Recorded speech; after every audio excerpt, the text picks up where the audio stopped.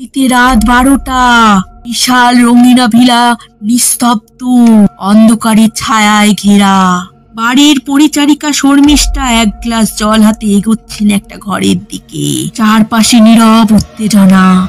দরজা খুলে শর্মিষ্ঠার চোখ ভয়ে বিস্ফারিত।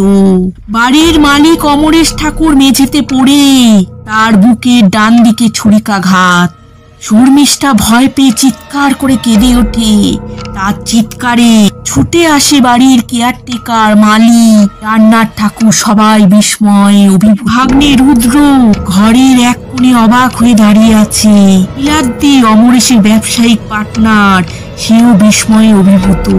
এদিকে ফোন বেজে ওঠে। কেউ একজন ধরে বলে কনিষ্ঠ কণ্ঠে, গোয়েন্দা মিষ্টিকে ডেকে পাঠান। দেয়ালে লাল অক্ষরে M3 লেখা, এ যেন রহস্যের ইঙ্গিত। সবাই চমকে উঠে। ঘরের দেয়ালে ছায়া লম্বা হয়, রহস্য আরো গভীর হচ্ছে।